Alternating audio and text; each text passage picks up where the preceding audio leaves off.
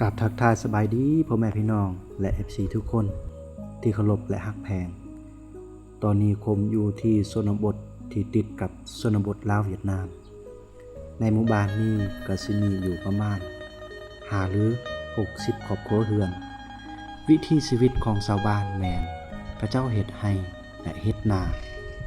แต่ว่าเขาเจ้าเฮ็ดนาหลายกว่าเฮ็ดไร่และเขาเจ้าก็มีสัตว์เลี้ยงก็คือเลี้ยงงัวเลี้ยงแบะแล้วก็เลี้ยงเป็ดเลี้ยงไก่ในชาวบ้านนี้ก็เจ้าใส่เป็นรถจักรเวียดนามหลายกว่ารถจักรลาวเฮาอีกในหมู่บ้านนี้ที่เราเห็นภูสูงๆจะเป็นชนบทเวียดนามฝั่งนี้จะเป็นชนบทลาวเฮาที่มีเอกลักษณ์ความเป็นดั้งเดิมบ่ว่าจะเป็นเรือนศาลบ้านแปลนหรือไหนาตากาความเป็นดั้งเดิมเอกลักษณ์ของชนเผ่าปะโกะและชนเผ่ากะโดในหมู่บ้านแห่งนี้ก็เจ้านับถือผีบรรพบุรุษตั้งแต่สมัยปู่ย่าตายายจะแก้วนาง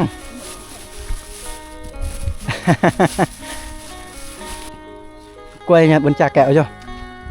กล้วยจ้ะอ้าวเด็กน้อยเขาทำมากินขนมหรือว่าบางคนก็น่าจะกินแล้วบางคนก็น่าจะยังเอาโถ่สบายดีตั้งมาโยโจอ๋อติตาเดี๋ยวแวลเยอะกันเลยนะเยอะมิตรปาอ๋อทักทายสบายดีพ่อแม่พี่น้องและ FC ทุกคนที่เคารพและฮักแพงตอนนี้ผมอยู่ที่หมู่บ้านชนบทที่ติดกับชนบทลาวเวียดนามทุกคนในหมู่บ้านแห่งนี้มีอยู่ประมาณ60กว่าครอบครัวเรือนหรือว่า60ปลายครอบครัวทุกคนในหมู่บ้านแห่งนี้ที่ติดกับชนบทชายแดนลาวเวียดนามถ้าเราข้ามไปภูสูงหน่อยหนึ่งตัวนั้นบ่แม่นภูยาวๆนะบ่แม่นนะทุกคนวิทย์นี่นะขึ้นโนนน้อยหนึ่งตัวนี้เนาะก็สิเป็นเวียดนามแล้วแต่ว่าฝั่งนี้จะเป็นลาวเฮาเนาะอันนี้คือชนบทที่ติดกับชายแดนลาวเวียดนามผมจะพาทุกคนและพ่อแม่พี่น้องที่เคารพและฮักแพงเราจะเข้าไปเบิ่งในหมู่บ้านแห่งนี้ที่เป็นชนบทนี่คือเราเข้าไปในน้อยหนึ่งแล้วหมู่บ้านเพิ่นนี่อาชีพที่เพิ่นเฮ็ดก็คือมีนามีสวนแล้วก็มีให้ก็เฮ็ดบ่หลายเนาะแต่ว่านาเพิ่นเฮ็ดหลายนี่ชาวบ้านเพิ่นแต่ไปได้เนี่ยโจเอ้ยโอ้เพิ่นมาแต่ให้มาแต่สวนเพิ่นละในบ้านเพิ่นนี่เฮาเคยมาในเทื่อที่3เทื่อนี้แล้วปีกายนี้เฮามาก็เห็นหญ้าเขียวๆงามๆจังซี่เขียวกะจีมายามนี้ก็ยังเขียวคือเก่าเนาะมาเทื่อก่อนก็จะเป็นช่วงที่ว่าฝนตกเนาะช่วงฤดูหนาวแต่ว่าเฮามาเทื่อนี้จะเป็นช่วงที่ว่า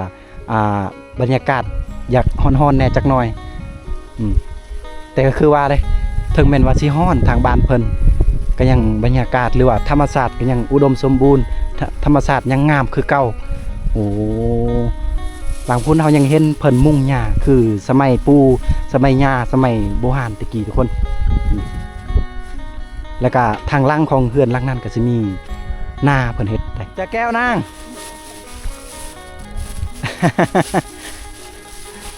แอเจียดนึงฮะจากแก้วกุโยนฮะเลยตัวมันเนี่ยมาอันไม่โปะโปะไปได้พอเพิ่นไปไฮเพิ่นแล้วพอแม่เพิ่นนั่งยันเอาโยนเลยไอ้ไม่ละก็ลอยโยนแม่เพิ่นยังอยู่แต่ว่าพอเพิ่นไปเวียกแล้วเอากินเนอะคือกูเพิ่นเลิกไว้เขาก็ว่าเอาในนั้นเด้อแล้วบ่าวสิไปก่อนมีมันตรุยดิตอสรอนยาละนางแว่งอาจารย์ตรุย บังชั่วอย่ามาสบายดีอย่ามานี่เบิ้งนี่ไก่กำลังกินข้าวเพิ่นเสียกแจ๊ดเปิดต่อเสียกให้มาโยนกุกลอนเลยบ่เนี่ยไอ้สิตัวใหม่ไอ้ซากกล้อเด้บ่เลยนะโยนน่ะอะไรมาเจ้าเอียลเย่กล้อเย่ชาติน่ะโอ้เพิ่นว่าบางครั้งก็สิไปซีฮงซีกับเจ้าแต่ว่าบางครั้งก็ส่วนหลายก็สิต่ำเนาะมากันมางินโอ้เขาเอาเข้าอันนี้โลละ1,000แต่ว่าเนื่องจากว่าเพิ่นบ่มีเงินก็ยามมีเงินเพิ่นก็สิไปซีแต่ยามบ่มีเพิ่นก็สิต่ำเอาจังซี่ได้นี่ประมาณเลย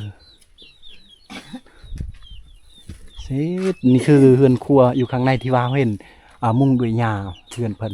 แต่ว่านี่คือข้างในอ่าเลอต้องอ้อมปวงหนูต้อง ให้ยาวบุก เลยหรือตางานตา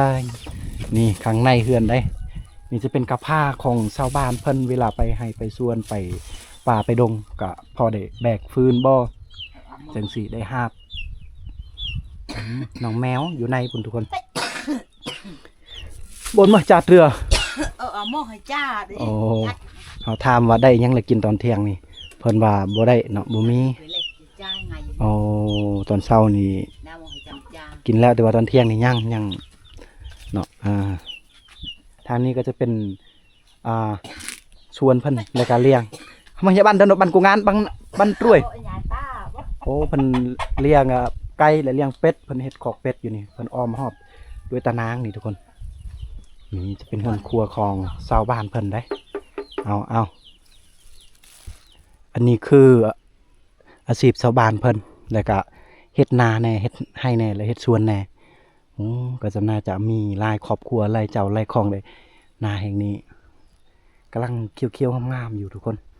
แต่ก็นาเพิ่นนี่บ่ได้ขาดน้ำเต็มทุ่งนาเลยเนาะจะเป็นนาเพิ่นเฮ็ดนาแสงเลยทักนี้ก็คือกันเต็มเลยน้ำนี่โอ้โหแล้วก็ลงไปหอดทางลุ่มพูนอ้อมหอบจังสีเนาะทางนี้ก็อ้อมหอบลงไปทางทางใหญ่พุ่นแหละทางหลวงพุ่นก็มีแต่นาชาวบ้านแล้วก็ข้ามไปน้อยหนึงวิทย์นั่นนะวิทย์เฮือนตัวหลังคาสีขาวกระเบื้องนี่ไปทางพุ่นก็สิมีนาของชาวบ้านอีกถือว่าบ้านเพิ่นนี่อาชีพเฮ็ดนาทุกคนหลายกว่าเฮ็ดไห้ก็น่าจะมีอยู่ก็น้อยเนาะเขื่อนหลังนี้งามเขื่อนที่มุงด้วยใบตองคอทางเทิงนี่จะเป็นสวนกล้วยแน่แล้วก็สวนที่เพิ่นปลูกต้นไม้แน่เนาะน่าจะต้นไม้ที่กินหมากได้แล้วก็มีหมากนัดเพิ่นปลูกอย่างนั้นอ้อมหอบบ้านเพิ่นนี่ก็สิมีต้นหลายต้นไม้ที่กินหมากได้แล้วกินหมากบ่ได้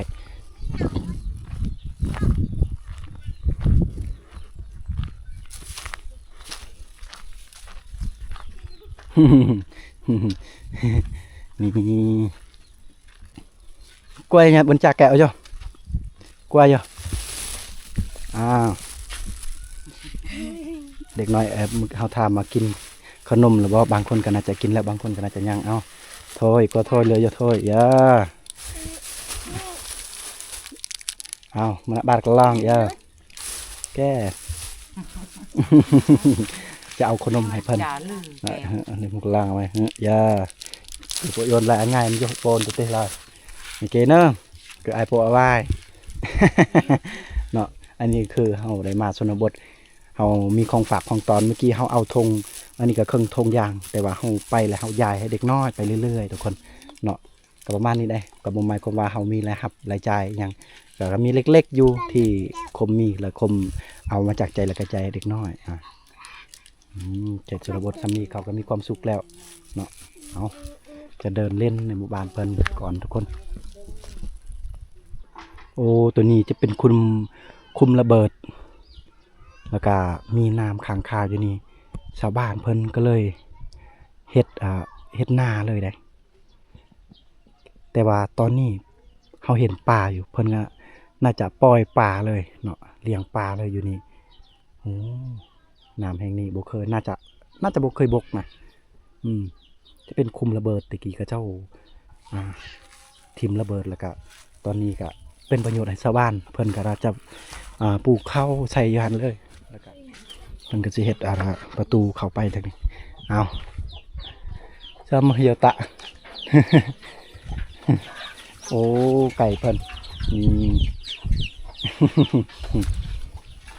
อันนี้จะเป็นเบบเพิ่นเลยหรือว่าเฮือนครัวนั่นเองตามภาษาชนเผ่าก็จะเอิ้นเบบเนาะนี่เฮือนครัวเพิ่นก็สิมุงด้วยสังกะสีแล้วก็อ้อมแอมด้วยสังกะสี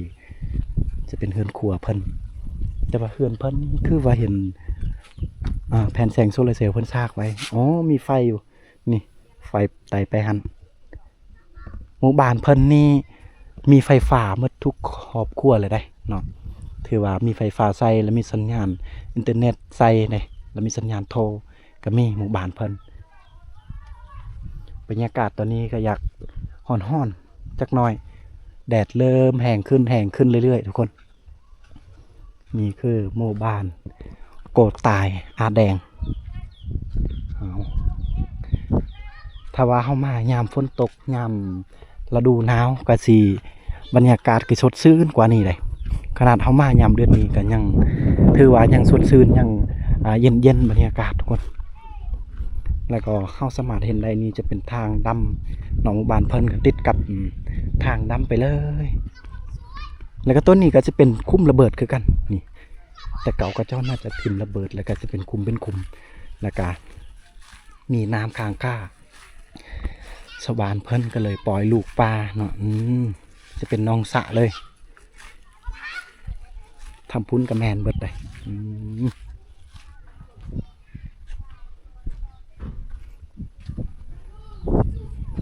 บังคาเฮือนจะเป็นเฮือนไม่แปลนออมแอมทุกอย่างไม่แปลนแต่มุ่งด้วยสังกะสีคือทางนี้เป็นเฮือนครัวเพิ่นได้ที่ออมแอมมานาไม่ไผ่หรือว่าไม่พุ่งบ่โอ้หินเพิ่นรับผ้าหรือว่าฝนมีดฝนผ้านี่ทุกคนผ่านการใส่งานหลายเติบหน่อยจนบางหมดเลยนี่โอ้นี่เขตชนบทนี่แหละถ้าหินแบบนั้นก็สิมีประโยชน์ต่อชาวบ้านเพิ่นเลยพอดีขนมเฮายังแต่4ก้อนน่าจะได้4คนเล็กน้อยเอาให้คนละก้อนเลยบัดนี้ขนมเฮาเบิดแล้วได้ทุกคนไปแล้วก็ยายให้เด็กน้อยเนาะอันนี้คือจากใจเฮามาเทื่อหน้าก็สิยายให้เพิ่นเนาะเฮาไปนี่บ่แม่นแต่บ้านเดียวหรือบ่แม่นแต่มื้อเดียวแล้วก็จบเฮาไปทุกมื้อเนาะแล้วก็หลายบ้านเนาะบางทีก็10บ้าน20บ้านไปก็มันต้องได้ใช้จ่ายงบหลายนะเพราะฉะนั้นเฮาบ่มีเงินเนาะก็แม่นอยู่ทุกคนว่าขนมอันนี้มันก็บ่พอเท่าใดแต่ว่าชนบทก็เจ้าขายแพงเนาะแต่ว่าบางถ้าเอาไปซื้ออยู่เมืองกับบางทีก็ถึกแน่แต่ว่าธงนึงก็ปัจจุบันนี้เพิ่นขายอยู่เมือง 15,000 แล้วมัน 15,000 กีบธงนึงก็บ่พอเท่าใดก่อนเฮาให้เด็กน้อยบางคนเฮาให้4ก้อนบางคนก็5-6ก้อนนะประมาณนี้แล้วก็เลยหมดแหละขนม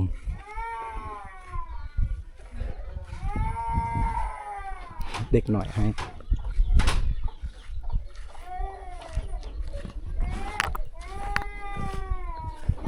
จะขอใส่ห้องน้ำเพิ่นก่อนนี่มีห้องน้ำสะอาดเนาะแล้วทางนี้จะเป็นฟืนที่เพิ่นเก็บนี่เต็มเลยจะเป็น2หน้าเลยหน้าทำอิฐแต่ทางพุ่นเลยนะที่2เลยจะเป็นล็อกเพิ่นเฮ็ดนี่โอ้น่าจะครอบครัวหลังนี้เลยจ้าแก้วนั่นแหละอย่าอันกี้ใครกว่าไม่ไงว่าอย่าลิดุตัดเตี้ยโตอย่าเนาะกำลังให้เด็กหน่อยเนาะตกเลยก่อนหนึ่ง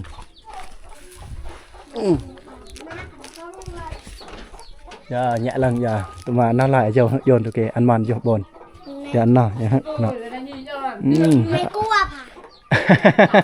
กลัวนี่ให้เด็กน้อยเพิ่นเนาะเอาขนมยายขนมเยอะแล้วมาเนาะนี่ทางนั้นก็เต็มเลยเด็กน้อยแต่ว่าเฮาเบิดเลยขนมโอ้ฟืนเพิ่นนี่เต็มเลยโอ้ยสุดยอดเพิ่นเฮ็ดหลังคาเยอะเกี่ยวกับบุญจาโตเพิ่นแกะแล้วตกเลยบัดนี้ขนมเพิ่นแล้วบัดนี้เกาหัวแล้วพอดีบ่มีแล้วเด้อล่ะมีห้องน้ำทุกหลังคาเฮือนนี่ทุกครอบครัวนี่ห้องน้ำสุดยอดความมันสุดยอดสบานเพิ่น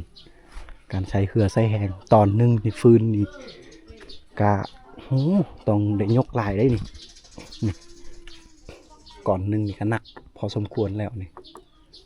แต่ว่ามันเต็มเลยนี่ก็โอ้ยโจเพิ่นก็น่าจะใส่ล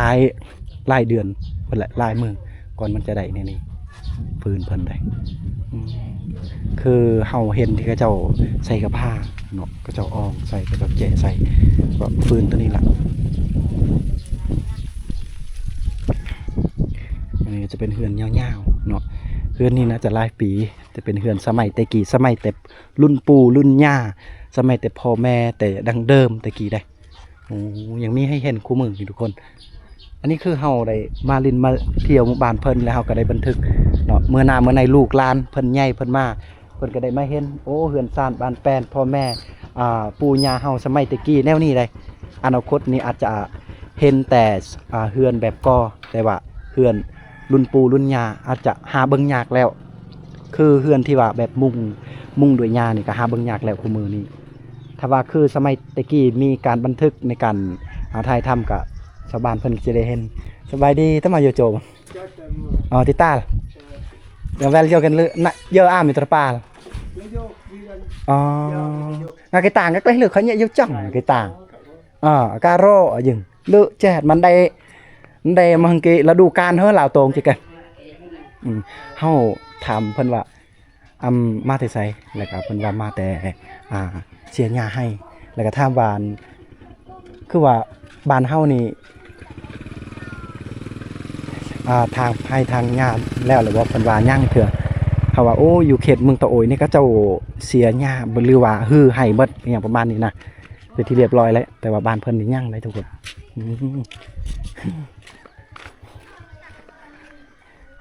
เขาน่าจะย่างไปหอดปุ่นแหละขึ้นเทิงก็ได้เลยที่เหลือเดบันดาลนนเกิดมาหอยนิกเลยก็ในจุกนั่งถูกเลยเขาว่าเอ้าน้ำอันนี้น้ำบาดาลคือว่ามันออกไปเลยเนาะบางหมู่บ้านมันตรงได้ซุปเอาได้แต่ว่าแม่นมันไหลไปเลยบ่จำเป็นตรงได้ซุปเนาะมันก็ไหลจังสิโอ้มันหัวอยู่นี่แต่เก่ามันมีน็อตเอ้าก็ดีเละบนงัดบ้านโอ้มันก็ดีเลยทุกคนมันก็สีบ่อเคยแห้งเลยมันก็ไหลสีเย็นได้นี่โอ้ยเย็นขนาดเลยป้านว่าแบบน้ำที่เขาเจ้าแส่ขนาดอากาศร้อนแต่ว่าเย็นขนาดเลยเพราะว่ามันเนื่องจากว่าเขาเจ้าเจาะหลายเม็ดเติบเลยเจาะลงลุ่มไปพุ่นโอ้อันนี้ก็โชคดีเนาะแต่เก่าเพิ่นก็น่าจะซุปเอาบาดนี้บ่จำเป็นต้องซุปผู้ใดอยากตักน้ำผู้ใดอยากใส่น้ำครับมาโตงเอาเลยมันก็ไหลไปทางพุ่นเพิ่นเฮ็ดทองพอดีน้ำนี่มันไหลไปหอดทงไห่ทงนาชาวบ้านเพิ่นเลยเนาะทางพุ่นกาสามารถน้ำตัวนี้มันรอเลี้ยงทงนาเพิ่นแล้วตัวนี้จะเป็นหนองสระของชาวบ้านเลี้ยงปลาโอ้น้ำคุณเด้น่าจะมีปลาหลายโตแล้วก็เลยเฮ็ดให้น้ำตัวนี้มันคือสิคุณบรรยากาศสุดยอดเนาะก็อยากมืดคึมๆแน่เพราะว่าช่วงเดือน4ก็คือทุกคนก็สิฮู้เนาะเดือน4นี่ยามชาวบ้านเพิ่นเฮ็ดสวนเฮ็ดไร่เฮ็ดนาบางคนก็จุดสวนบางคนก็จุดไร่นาตากายต่างๆทุกคนแล้วก็เลยเฮ็ดบรรยากาศก็ประมาณนี้เลยเป็นยามที่เพิ่นกำลังเฮ็ดไร่เฮ็ดนาแต่ถ้าว่ายามเดือน5นี่ก็เดือน6นี่ก็ใครแน่แล้ว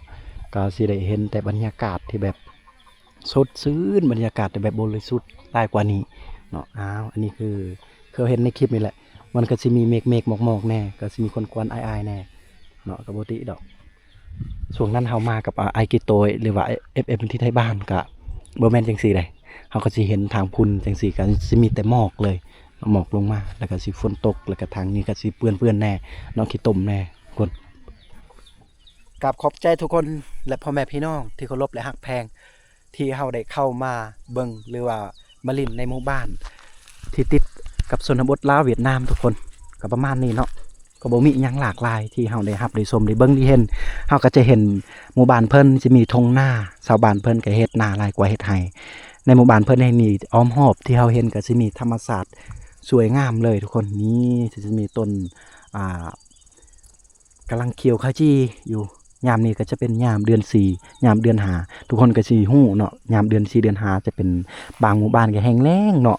ห้วยอิหยังก็แห้งไปหมดแล้วก็แม้แต่กระทั่งต้นไม้ก็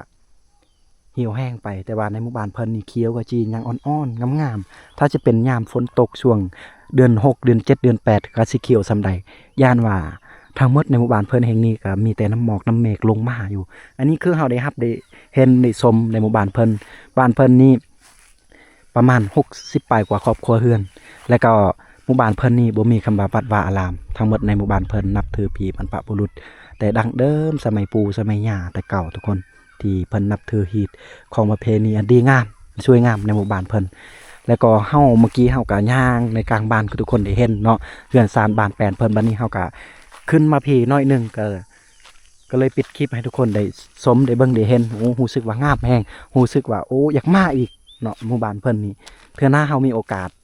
ยามที่ว่าเกี่ยวเขาวเฮาก็สิได้มาอีกได้ให้ทุกคนได้รับได้ชมได้เบิ่งได้เห็นเนาะนี่แหละเพิ่นก็ไปหามาสู่ไปเวียดได้ไปลาวไปเมืองก็ได้แต่บ้านเพิ่นนี่ไปหาเมืองสมุยประมาณ10ปลายกว่าหลักทุกคนแต่ว่าแต่นี่ไปหาเวียดนามก็ประมาณซ้ำนั้นคือกันเด้สูสีกันเลยส่วนหลายเพิ่นก็ไปซื้อเครื่องก็ไปเวียดนามแน่เนาะก็ไปเมืองแน่เนาะเพราะว่าแต่นี่ไปตลาดอยู่เวียดนามก็น่าจะประมาณ3-4หลักบ่หรือว่า10ปลายกว่าหลักก็บ่ฮู้เนาะแต่นี่ไปเวียดก็บ่ไกลข้ามภูหน่วยนั้นก็จะเป็นชนบทเวียดนามเฮาบ่กล้าไป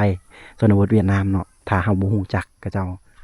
เอ้าสำหรับคลิปนี้ก็ขออวยพรทุกคนอยู่ดีมีแรงให้ทุกคนนั่นร่ำรวยเนาะว่าเฮาจะไปหมู่บ้านใดต่อไปจะติดตามวิดีโอในมื้ออื่นตอนแรกทุกคนสำหรับในมื้อนี้ขอทุกคนนั้นอยู่ดีมีแรงเงินคำจงมีแก่ทุกคนเด้อบ๊ายบายทุกคน